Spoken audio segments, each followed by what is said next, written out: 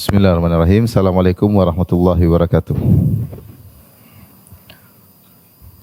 Alhamdulillahi ala ihsani wa syukru lahu ala taufiqihi wa amtinani wa asyhadu an la ilaha illallah wahdahu la syarika lahu ta'ziman li sya'nih wa asyhadu anna Muhammadan abduhu wa rasuluhu da'ila ridwani. Allahumma salli alaihi wa ala alihi wa ashabihi wa ikhwani. Hadirin hadirat yang dirahmati oleh Allah Subhanahu wa taala. Kita lanjutkan bahasan kita dari pembacaan hadis-hadis dalam kitab Sahih Al-Bukhari, dalam kitab Ar-Riqaq, dan kita masih pada bab ke-17, bab kaifa kana aisyun Nabi sallallahu alaihi wasallam wa ashabihi wa takhallihim anid dunya. Bab tentang bagaimanakah kehidupan Nabi sallallahu alaihi wasallam dan para sahabatnya dan bagaimana sikap mereka yang meninggalkan dunia. Kita pada pertemuan lalu telah menyampaikan dua hadis. Kemudian kita lanjutkan pada hadis yang ketiga. Al-Imam Al-Bukhari berkata rahimahullahu taala, qala haddatsani Utsman qala haddatsana Jarir an Mansur an Ibrahim anil Aswad an Aisyah radhiyallahu taala anha qalat.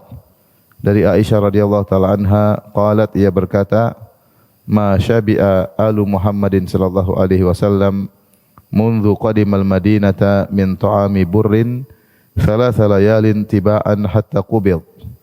Bahwasanya keluarga Nabi Muhammad sallallahu alaihi wasallam tidak pernah kenyang semenjak datang ke kota Madinah, tidak pernah kenyang dari makanan gandum selama 3 hari berturut-turut sampai Rasulullah SAW meninggal dunia. Sampai Rasulullah SAW meninggal dunia. Saya ulangi, kata Aisyah radhiyallahu ta'ala anha, tidak pernah keluarga Muhammad sallallahu alaihi wasallam semenjak datang ke kota Madinah tidak pernah kenyang dari makan gandum, yaitu roti dan sejenisnya. Tidak pernah kenyang 3 hari berturut-turut sampai Rasulullah SAW wafat.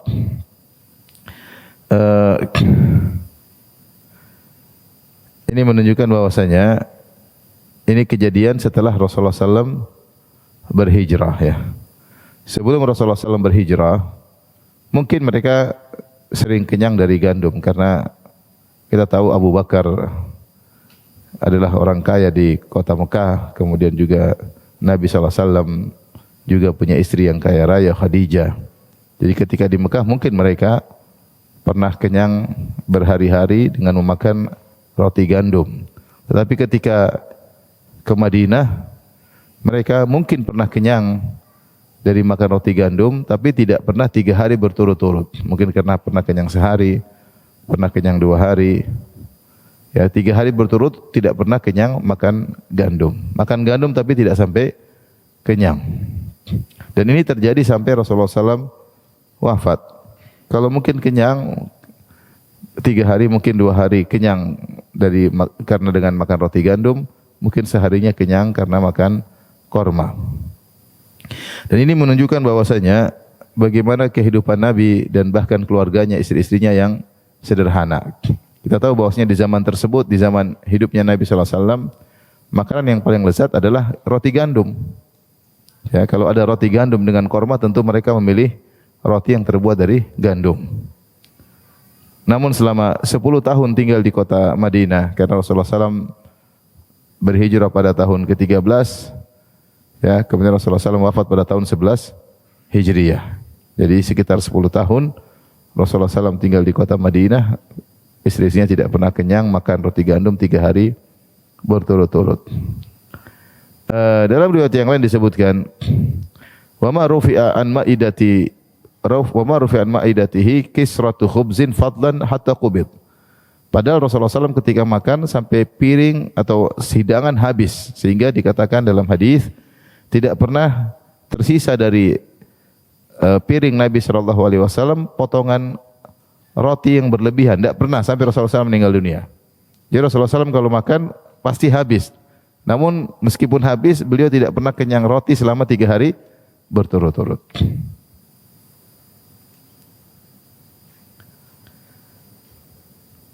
Dan demikian dalam hadis yang lain dalam Sahih Muslim, ma syabi'a alu Muhammadin min khubzi burrin ma'dum. Bahkan dalam sebagian riwayat lebih kenceng lagi bahwasanya Rasulullah SAW tidak pernah kenyang makan roti yang dikasih apa namanya, kuah atau kaldu, dikasih lauk. Jadi biasanya orang Arab kadang makan roti dicampur dengan apa? Kaldu, dari kaldu kambing atau kaldu hewan yang lain, kaldu onta. Rasulullah SAW tidak pernah kenyang dari makan model seperti ini.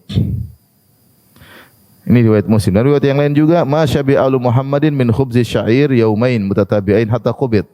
Bahkan dalam sebagian riwayat Aisyah berkata Rasulullah SAW tidak pernah kenyang, keluarga Rasulullah SAW tidak pernah kenyang dari makan roti yang terbuat dari syair. Jadi ada gandum syair, ada bur. Kalau syair itu gandum yang putih, kalau bur itu gandum yang coklat. Saya enggak tahu kalau Indonesia namanya beda atau tidak. Kalau di bahasa Arab beda, dibedakan antara bur dengan syair. Dan dua-duanya bisa dijadikan roti. Kalau bur yang coklat itu biasanya saya lebih suka yang coklat, dan itu biasanya dikonsumsi oleh para penderita gula. Karena apa namanya, gulanya rendah ya. Mungkin seratnya lebih tinggi ya.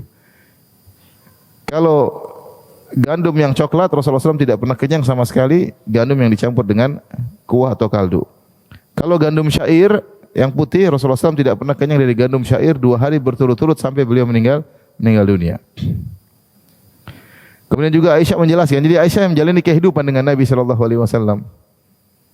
Dia lebih tahu tentang kondisi Nabi di rumah. Ya.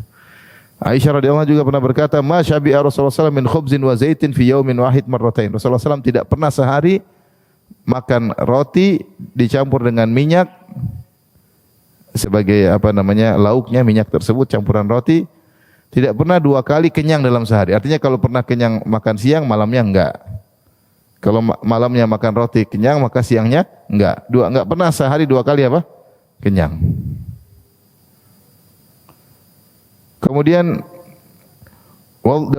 dalam hadis yang lain, wallahi ma syabi'a min khubzin wa lahmin fi yaumin marratain. Demi Allah Rasulullah SAW tidak pernah kenyang makan roti dengan daging, lauk daging 2 kali dalam sehari.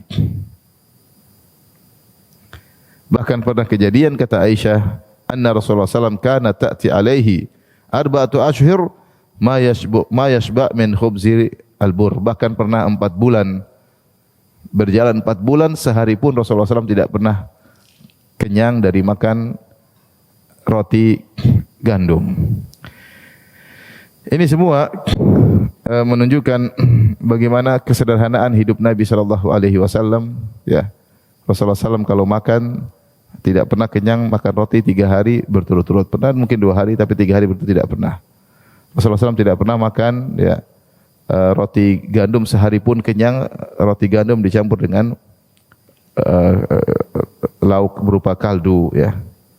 Rasulullah SAW pun kalau kenyang maka sehari sekali aja kenyang, tidak pernah 2 kali kenyang. Kalau kita berapa kali kenyang? 3 kali. Dengan judul menu yang berbeda-beda. Masya Allah, Indonesia ini luar biasa. Pagi bubur ayam, kalau enggak apa satunya? Sayur lontong, lontong sayur, Masya Allah, luar biasa. Siang entah apa, malam entah apa. Makanya kita cinta Indonesia. Di luar negeri nggak bisa kayak gitu. Jadi kita ini 3 kali kenyang, 3 kali dalam sehari. Rasulullah SAW kalaupun beliau kenyang, makannya pun sangat sederhana.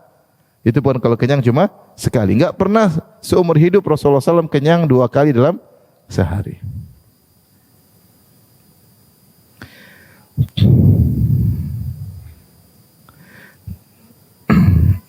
Dalam hadis yang lain, ayat riwayat yang sama.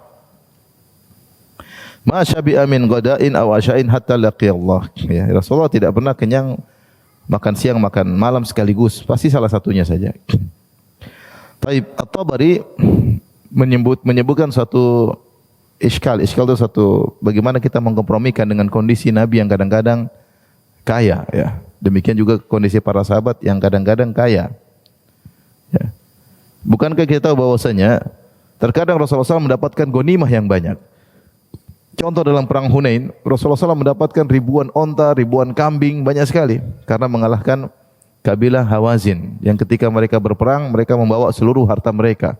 ribuan onta, ribuan kambing, ternyata mereka kalah. Sehingga seluruh ghanimah tersebut diambil oleh Nabi sallallahu alaihi wasallam. Dan Nabi bagi-bagi. Dan Nabi sempat ada yang minta 100 ekor onta, Rasulullah SAW kasih. Sampai contohnya Sofan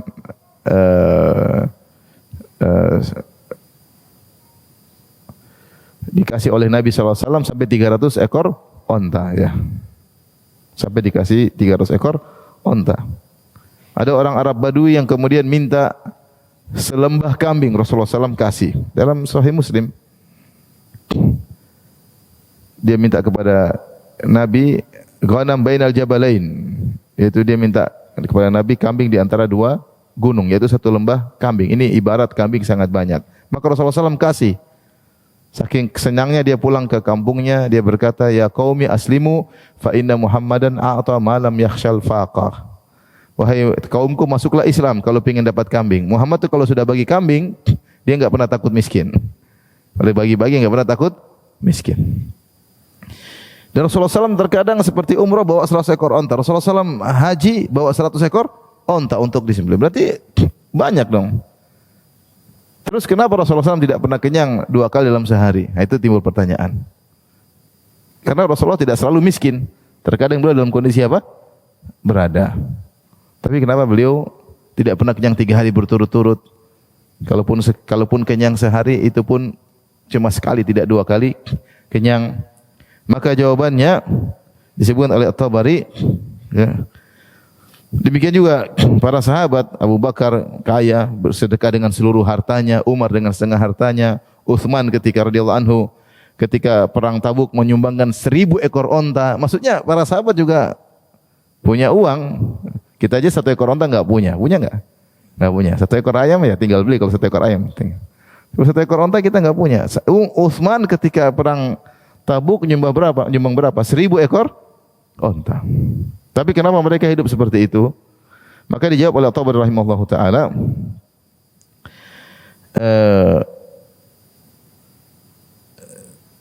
mereka mungkin terkadang bisa jadi dalam kondisi fi halatin duna halah. Kondisi mereka berubah-ubah. Terkadang mereka dalam kondisi sempit kehidupan. Terkadang Rasulullah dalam kondisi apa? Sulit. Kalau dalam kondisi sulit wajar, makan tidak kenyang wajar. Tapi dalam kondisi yang lain Rasulullah SAW kondisi berada, bal taratan lil ithar wa taratan li kahriyatis syaba wa li kasratil akal. Terkadang Rasulullah SAW memang kaya dalam kondisi banyak hal, tapi Rasulullah SAW mendahulukan orang lain. Seperti contoh ketika Fatimah radhiyallahu taala anha datang kepada Nabi minta budak untuk jadi pembantu di rumah, Rasulullah SAW tidak kasih. Kenapa? Kata Rasulullah SAW, mending saya jual, saya berikan hasilnya kepada ashabul suffah, orang-orang yang miskin yang tinggal di Sufa. Artinya Rasulullah SAW isar, mendahulukan orang lain daripada dirinya, daripada putrinya. Ini yang menjadikan Rasulullah SAW mungkin tidak makan kenyang berturut-turut karena mendahulukan orang lain. Sebab yang lain likarahati syaba, bisa jadi Rasulullah SAW tidak suka kekenyangan ketika makan, sehingga beliau hanya kenyang sekali, tidak 2 kali dalam sehari. Atau kalaupun kenyang 2 hari, tidak sampai kenyang selama 3 hari berturut-turut. Atau likasratil akal, karena likarahiyati kasratil akal, karena beliau tidak suka makan banyak. Ini jawaban Tabari. Artinya Rasulullah SAW tidak selalu miskin, terkadang dalam kondisi berada, namun dalam kondisi berada pun beliau tidak berlebihan dalam makan, ya.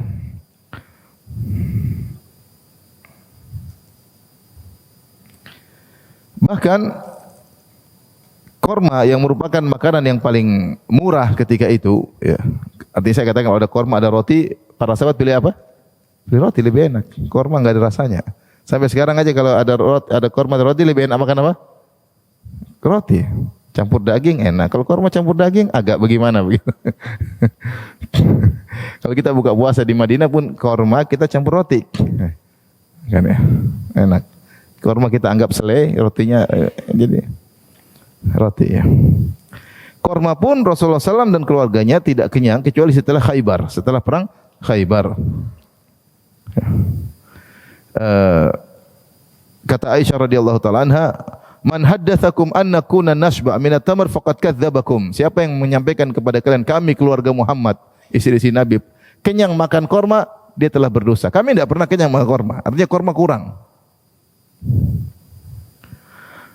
Lamma futihat Khaybar, qulna al-an nashba' minat tamar. Ketika kami berhasil menguasai Khaybar, menaklukkan Khaybar, baru kami berkata sekarang kita kenyang makan korma. Kenapa? Karena Khaybar arealnya orang Yahudi, di situ kebun korma sangat banyak. Ketika mereka diserang dan mereka kalah, akhirnya mereka menyerah. Mereka mengadakan suluh, yaitu mereka berdamai dengan memberikan hasil panen Khaybar setahun sekian persen kepada kaum muslimin.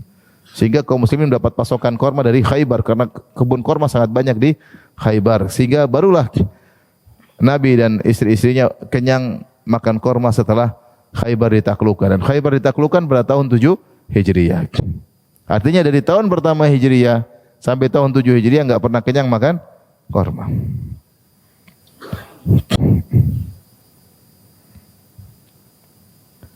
Baik.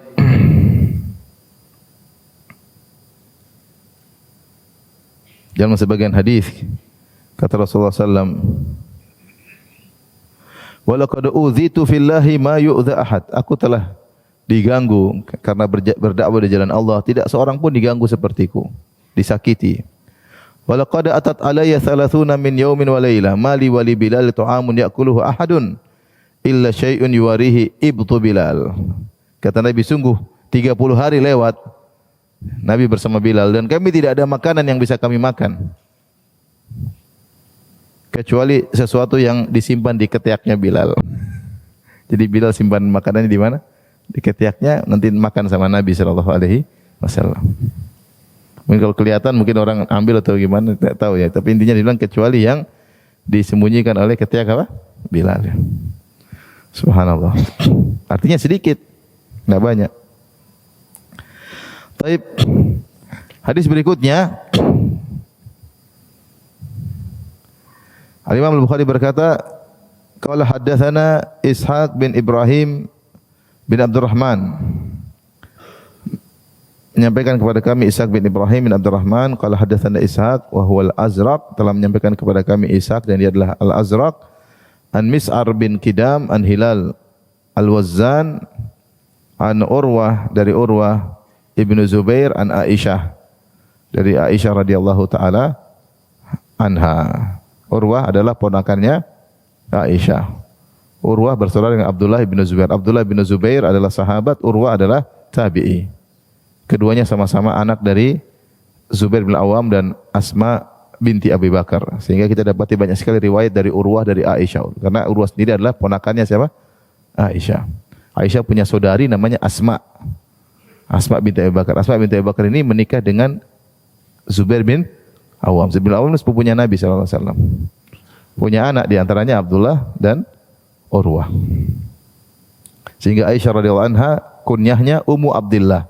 Dia berkunyah kepada ponakannya karena Aisyah enggak punya anak. Dia sama ponakannya ya, yaitu Abdullah ibnu Zubair. Salah satunya Urwah bin Zubair. Urwah bin Zubair tabi'i. Sahabatlah bertemu dengan Nabi, tabi'in bertemu dengan apa? Sahabat, tidak bertemu dengan Nabi. Urwah dari Aisyah radhiyallahu anha, qalat, Aisyah berkata, "Ma akala alu Muhammadin aklatain fi yaumin illa ihdahuma tamrun."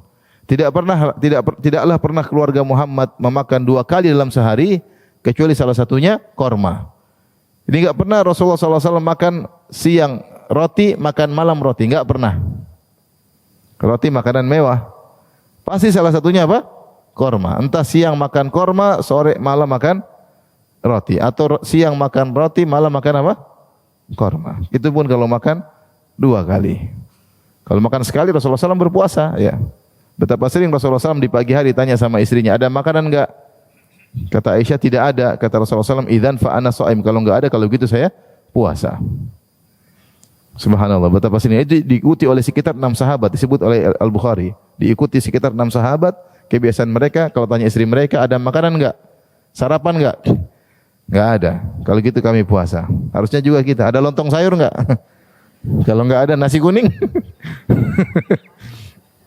Masih banyak pilihan. Nasi uduk. Bubur ayam kalau enggak ada, kalau gitu Abi puasa. Pasti adalah salah satunya, enggak mungkin enggak ada. Nah, kalau mereka puasa makan cuma sekali.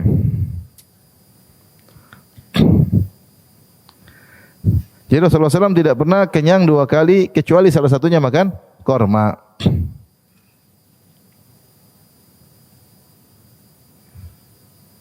Ini dalil kata Ibnu Hajar rahimahullah. Fi isyaratun ila annahum rubbama lam yajidu fil yaum illa aklah wahidah. Ini menunjukkan isyarat bahwasanya terkadang mereka dalam sehari tidak mendapati makanan kecuali cuma sekali. Meskipun tidak puasa. Jadi tidak selalu mereka makan dua kali. Terkadang istri-istri Nabi makan 2 kali, terkadang istri-istri Nabi makan cuma sekali, enggak ada makanan. Kalaupun mereka bisa makan 2 kali, pasti salah satunya korma. Itu makanan paling murah, makanan murahan. Di zaman itu makanan paling murah apa? Korma. Tidak pernah makan mewah 2 kali dalam sehari. Dan ini dikuatkan dalam riwayat yang lain Sahih Muslim, "Ma syabi'a alu Muhammadin yaumain min khubzil burri illa wa ahaduhuma tamrun." Tidaklah keluarga Muhammad pernah kenyang 2 hari makan roti kecuali salah satunya pasti korma. Kalaupun kenyang 2 hari berturut-turut, satunya kenyang karena roti, satunya kenyang karena apa? Korma.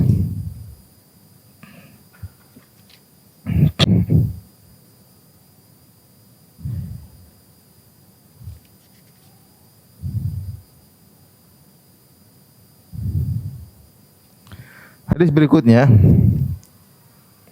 Jadi kita ini harus banyak-banyak bersyukur ya. Harus banyak-banyak apa? Bersyukur. Saya kalau sering bercanda, kalau buka puasa, saya makan korma paling 1, 2, 3. Kemudian saya makan gorengan. Kadang saya canda, korma sunnah ini wajib. Gorengan wajib. Karena kalau nggak makan gorengan gimana gitu. Karena ya korma bukan buat mengenyangkan. Kita makan korma untuk apa? Untuk sah saja buka puasa, untuk afdal. Mana mau kenyang korma nggak enak? Enak makan apa? Gorengan, roti.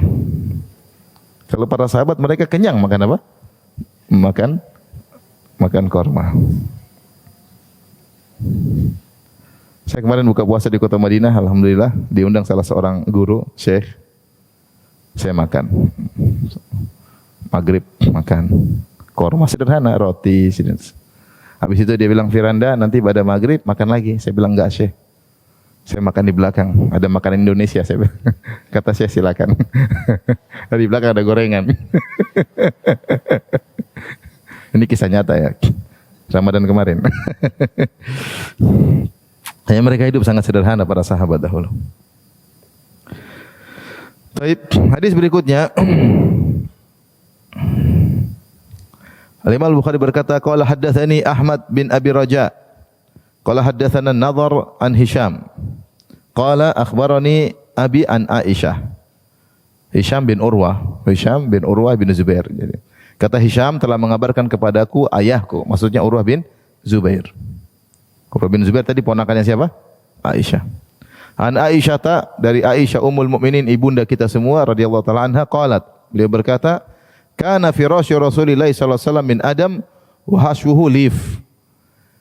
Tempat tidur Nabi sallallahu alaihi wasallam atau kasur Nabi sallallahu alaihi wasallam terbuat dari kulit, entah kulit kambing, entah kulit onta, entah kulit sapi ya.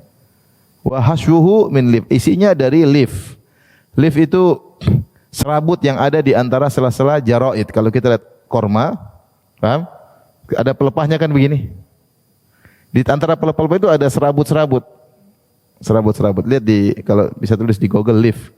Jadi serabut yang ada di antara pelepah-pelepah korma itu yang dia kasar. Itu sering dijadikan tali, leaf itu kasar. Dimasukkan ke dalam apa? Ke dalam kulit untuk ditiduri oleh Nabi sallallahu alaihi wasallam. Oleh karenanya betapa sering kasur tersebut yang tipis yang isinya leaf tadi memberi bekas di lambung Nabi sallallahu alaihi wasallam. Ini tempat tidur Nabi sallallahu alaihi wasallam. Oleh karena Syekh Utsaimin rahimahullah dalam syarah Sahih Al-Bukhari ketika ditanya, lewat di sini ditanya tentang orang yang beli kasur mahal-mahal, maka beliau berkata ini israf, berlebih-lebihan. Enggak boleh, haram. Beli tempat tidur sampai mewah-mewah banget. Sampai beliau sebutkan nominal, saya sudah sebutkan pertemuan lalu, sekian, lebih dari ini haram katanya.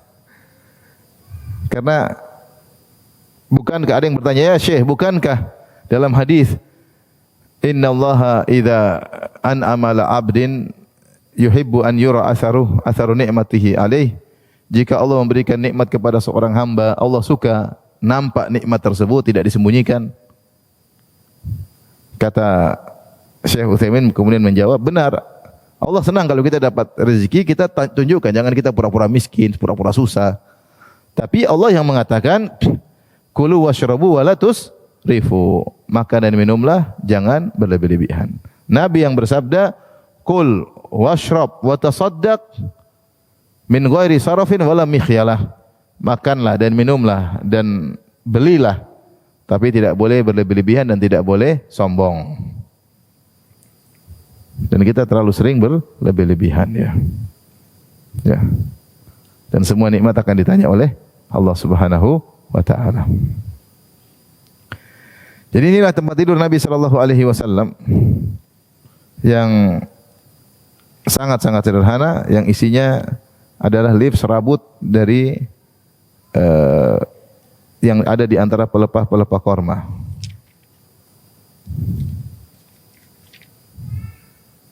Taib.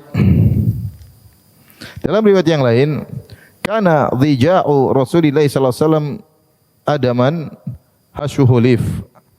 Tempat berbaringnya Nabi sallallahu alaihi wasallam ya adalah kulit yang isinya adalah bukan kapas seperti kita mungkin nyaman, tapi isinya adalah serabut.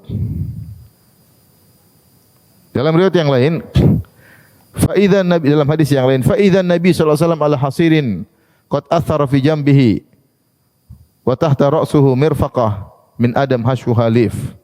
Tiba-tiba Nabi sallallahu alaihi wasallam sedang berada di suatu tikar yang telah memberi bekas di lambungnya, dan beliau di atas kepalanya memakai semacam bantal yang isinya adalah serabut korma tadi.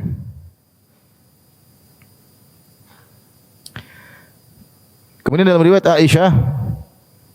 Aisyah berkata, dakhalat alayya imra'atun fara'at firasyan Nabi sallallahu alaihi wasallam faba'athat ilayya bi firashin hashuhu suf.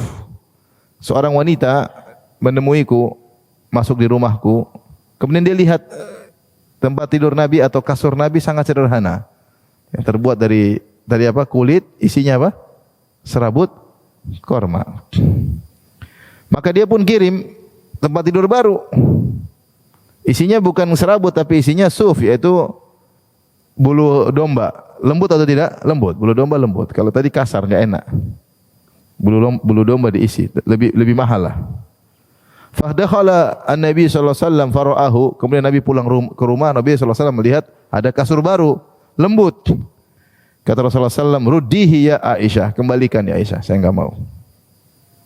Wallahi law syi'tu ajrallahu ma'iya jibal adz-dzahab wal fiddah. Kalau saya mau, Allah akan kirimkan kepadaku gunung emas dan gunung perak. Saya enggak mau. Kembalikan kasur ini kepada wanita tadi. Dalam hadis Ibnu Mas'ud, ittaja'a Rasulullah sallallahu alaihi wasallam ala hasirin fa athara fi jambihi. Hadis yang masyhur yang sering disebutkan oleh para ustaz. Rasulullah sallallahu berbaring di atas tikar yang beri bekas di lambungnya. Ya. Maka dikatakan kepada Nabi, "Ala na'tika bi syai'in yaqika minhu?" Maukah kami bawakan engkau kasur ya Rasulullah yang tidak memberikan bekas di lambungmu, itu yang agak enak dikit ya Rasulullah. Maka Rasulullah SAW mengatakan, mali wali dunia, apa urusanku dengan dunia? Innama ana wa dunya karakibin istadhalla tahta syajaratin thumma raha wa tarakaha. Sungguhnya tidaklah perumpamanku dengan dunia seperti kecuali seorang yang sedang bersafar, pengembara yang mengendarai suatu kendaraan, kemudian dia bersandar di bawah sebuah pohon, berbaring, istirahat, kemudian dia pergi meninggalkan pohon tersebut. Rasulullah menggambarkan dunia hanya seperti bernaung di bawah sebuah pohon sebentar, kemudian melanjutkan perjalanan. Dan demikianlah kehidupan kita. Kita dari fase sebelumnya dalam alam janin, sekarang kita hidup di alam nyata. Kemudian kita akan melanjutkan fase berikutnya yang jauh lebih panjang, di alam barzah entah ribuan tahun, di padang mahsyar entah 50.000 tahun. Sehingga keberadaan kita di dunia ini yang mungkin 60 tahun, entah 70 tahun, kurang atau lebih, seperti orang yang bernaung tidur sebentar di bawah sebuah pohon. Kalau begitu ngapain saya memewah-mewah? seperti begitu logika berpikir Nabi SAW. Apa urusanku dengan dunia? Ya sudah, tikar ini sudah cukup. Tadi kata Rasulullah kepada Aisyah, kembalikan itu kasur. Kalau saya mau hidup mewah-mewah, Allah akan datangkan kepadaku gunung emas dan gunung perak. Saya enggak mau.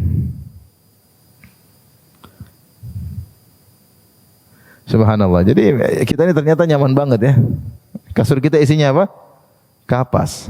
Lebih enak daripada bulu domba ya. Ternyata tempat tidur pun harganya ada yang super mahal, ada yang mahal, ada yang seorang kalau perlu nggak ada masalah dia sakit, tulang punggungnya sakit. Yang penting kalau ditanya oleh Allah dia bisa jawab. Kalau terlalu mewah, repot jawabnya. Kamu kenapa beli mewah? Punggungmu sakit? Enggak. Terus? Emang kalau yang lebih murah nggak bisa tidur? Bisa. Terus kenapa beli yang mahal-mahal? Repot nggak? Repot jawabnya nggak? Repot. Tsumma latus'alunna yauma idzin 'anin na'im. Kemudian kalian akan ditanya atas kenikmatan yang kalian rasakan. Kita semua belajar.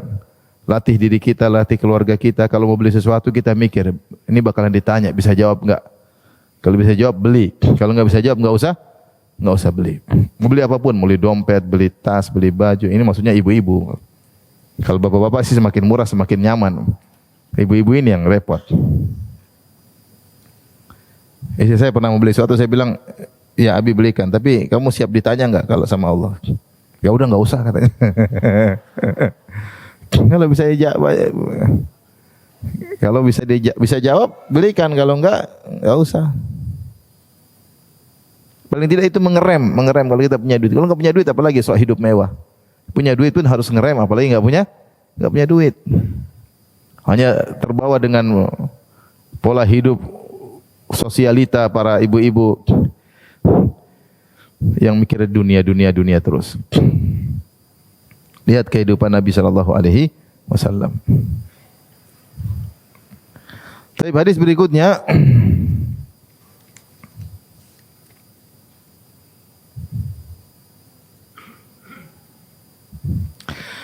Al-Imam Al-Bukhari rahimahullah berkata, qala haddatsana Hudbah bin Khalid, qala haddatsana Hammam bin Yahya, qala haddatsana Qatadah, qala kunna na'ti Anas bin Malikin wa khabbazuhu qa'im. Kami mendatangi rumah Anas bin Malik radhiyallahu anhu dan tukang panggang roti sedang berdiri, yaitu sedang manggang roti. Di tanur, roti ditaruh. Kalau di sini kita jarang lihat, tapi kalau di Saudi kita sering lihat orang bakar panggang apa? Roti. Masukin roti di restoran Turki atau Afghanistan yang mereka nempel apa? Roti di tanur, roti dipanggang, kita lihat langsung. Jadi mereka datang ke rumah Anas bin Malik, di rumah Anas ada pemanggangan roti dan ada tukang panggang roti yang sedang berdiri. Wa qala, kemudian Anas berkata, "Kulu, silakan makan." Dijamu mereka.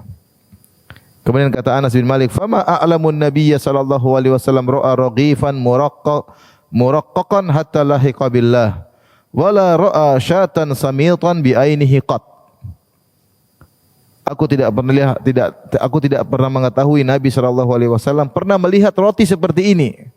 Roti yang halus, yang lembut. Sampai Rasulullah SAW meninggal dunia tidak pernah melihat roti seperti ini.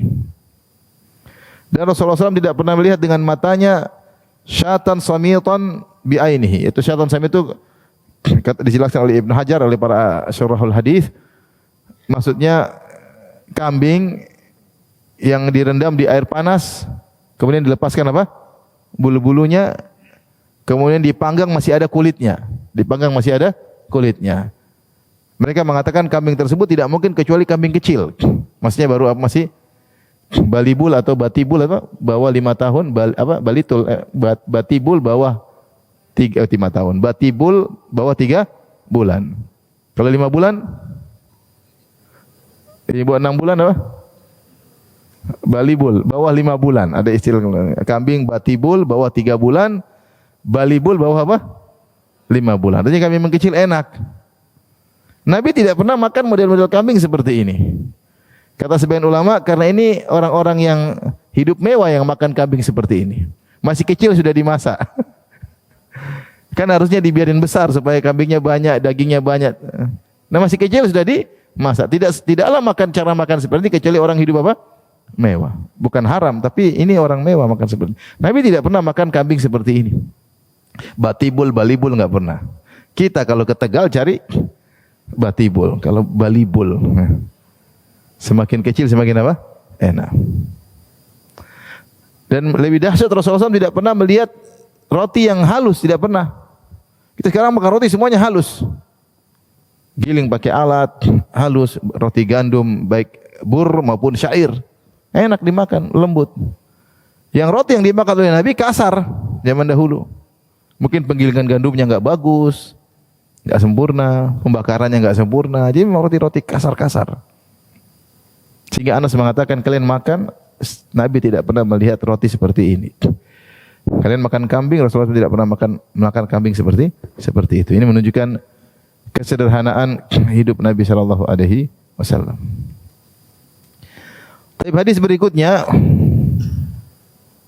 Al-Imam Al-Bukhari berkata qala haddatsana Muhammad ibn al-Mutsanna qala haddatsana Yahya qala haddatsana Hisham qala akhbarani abi yaitu Urwah bin Zubair an Aisyah radhiyallahu taala anha dari Ummul Mukminin ibunda kita Aisyah radhiyallahu anha qalat beliau berkata kana ya'ti alaina syahru ma nuqidu fihi naran.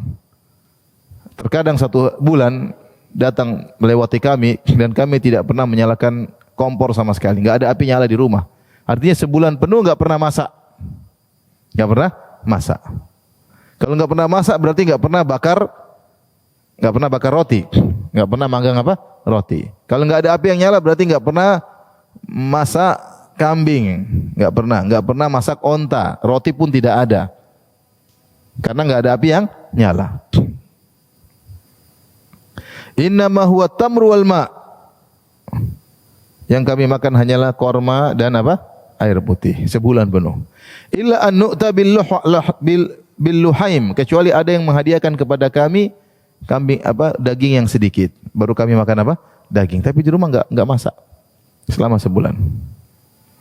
Dalam hadis yang lain berikutnya, Al-Imam Bukhari berkata, qala haddatsana Abdul Aziz bin Abdullah Al-Uwaisi qala haddatsani Ibnu Abi Hazim an abihi an Yazid ibn Ruman an Urwah ibnu Zubair an Aisyah radhiyallahu ta'ala anha, Aisyah bintu Abi Bakar, annaha qalat li Urwah ibni ukhti.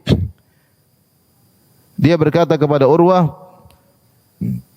putra saudariku, in kunna lananzur ilal hilal salasata ahila. Sungguh kami melihat hilal muncul. Kami lihat. Kemudian hilal muncul lagi, kami lihat lagi. Hilal muncul lagi, 3 kali hilal kami lihat fi syahrain. Selama 2 bulan. Jadi hilal masuk bulan pertama, hilal masuk bulan kedua, kemudian hilal masuk bulan ketiga. Itu maksudnya 2 bulan. 2 bulan karena bulan kedua diakhiri dengan hilal apa? Berikutnya. Jadi Aisyah berkata, kami melihat hilal 3 kali, maksudnya 2 bulan berturut-turut. Wa ma uqidat fi abyati Rasulullah sallallahu alaihi wasallam nar. Dan tidak dinyalakan api sama sekali di rumah istri-istri Nabi sallallahu alaihi wasallam. Istri beliau 9. Semua ke-9-9-nya enggak ada api yang dinyalakan. Luar biasa. Fakultu, kata Urwah, makana yu'ishukum, apa makanan kalian yang kalian makan? Qalat al-aswadan, kata Aisyah radhiyallahu ta'ala anha, al-aswadan, 2 yang hitam. Maksudnya korma, at-tamru wal ma, korma dan air. Ini metode bahasa Arab. Sawat, hitam maksudnya korma. Korma disebut dengan sawat. Air bening, tapi ketika duanya digabungkan, ada namanya mimbabi taglib, mendominasi, maka namanya ada pendominasian, disebut al-aswadain, 2 perkara yang hitam, maksudnya korma dan air. Seperti matahari dalam bahasa Arab namanya asyams, rembulan namanya apa? Al-qamar. Tapi kalau disebut matahari dan rembulan dalam bahasa Arab al-qamarani, 2 rembulan, maksudnya taglib, maksudnya al-qamarain, maksudnya al-qamar wa syams. Seperti ayah namanya al-ab, ibu namanya al-um. Kalau disebut 2 orang tua, al-abawani, ibu terdominasi dengan al-ab. Ini bahasa Arab. Demikian juga korma, sawat, hitam, air putih atau bening, tapi ketika digabungkan korma dan air putih disebut al-aswadani. Baik. Apa makanan kalian? At-tamr wal ma', korma dan air putih. Bayangkan. Illa annahu qad kana li Rasulullah sallallahu alaihi wasallam jiranun minal ansar, kana lahum mana'ih. Hanya saja Rasulullah SAW punya tetangga-tetangga dari kaum Ansar. Mereka punya mana'ih. Wa kanu yamnahuna Rasulullah SAW min abiyatihim fayasqinahu. Mereka meminjamkan onta-onta mereka kepada Rasulullah SAW dari rumah-rumah mereka sehingga kami pun bisa memberi susu kepada Nabi sallallahu alaihi wasallam. Mana'ih itu jamak dari manihah, yaitu misalnya dipinjamkan onta untuk diperah apa? Susunya. Tapi ontanya tetap milik orang tersebut. Kadang-kadang Rasulullah SAW dipinjami apa? Onta. Sehingga kami bisa memerah susu untuk Nabi sallallahu alaihi wasallam. Dan ini adalah teguran bagi kita, terutama ibu-ibu ya. Lihat bagaimana orang yang paling mulia di sisi Allah tidak harus punya duit banyak. Kalau memang harta adalah ukuran pemuliaan Allah Subhanahu wa taala, maka harusnya Nabi dan istri-istri Nabi adalah orang yang paling terkaya di dunia. Oleh karenanya Allah berfirman, "Ammal insanu idza mabtalahu fa akramahu wa na'amahu fa yaqulu rabbi akraman." Manusia kalau dikasih harta, maka dia berkata Allah telah memuliakan aku. Wa amma idza mabtalahu faqadira alaihi rizquhu fa yaqulu rabbi ahanan. Tapi kalau rezekinya disempitkan, dia berkata Allah telah menghinakan aku. Kata Allah, kalla, sekali-sekali tidak. Kaya dan miskin bukan berarti orang kaya dimuliakan Allah, bukan berarti orang miskin dihinakan oleh Allah. Semua dua-duanya ujian. Kalau orang yang dicintai Allah harus kaya, maka Nabi yang paling kaya, istri Nabi yang paling kaya. Tapi mereka hidupnya 2 bulan tidak ada api dinyalakan. Kalau ibu-ibu zaman sekarang 2 bulan tidak ada kompor nyala, makan korma sama air putih terus, pasti minta cerai. Lapor ke mahkamah, suami tidak memberi nafkah kepada saya.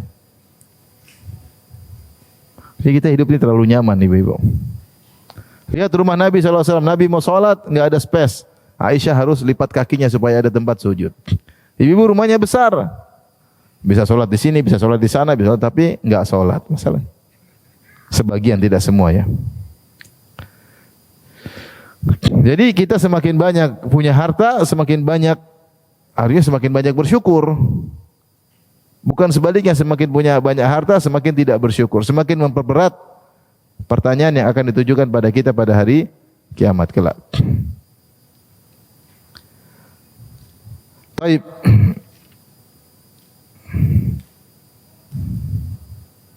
Makanya kalau kita pulang ke rumah, alhamdulillah ya. Pulang ke rumah, alhamdulillah. Ada beras, kulkas dibuka, ada ayam, ada ikan, alhamdulillah. Lemari dibuka, ada Indomie, alhamdulillah.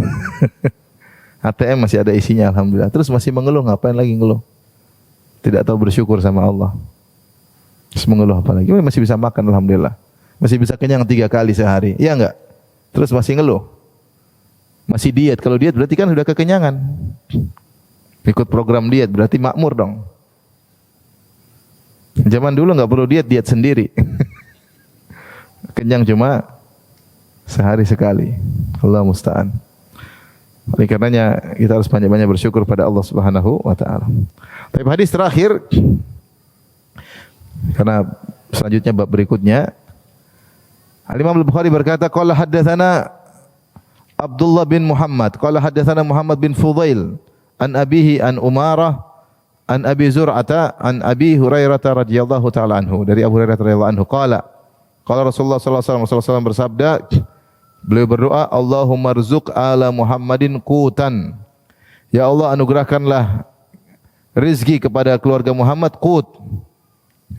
Qut itu artinya kecukupan, yang cukup, tidak berlebihan, tidak kekurangan. Itu namanya qut.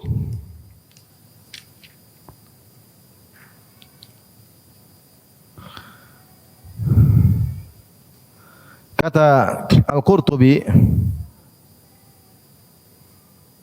atau Ibn Battal berkata,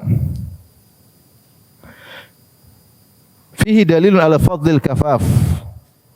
Ini adalah Rasulullah minta hidup kafaf. Kafaf itu pas-pasan, tidak berlebihan, tidak kekurangan.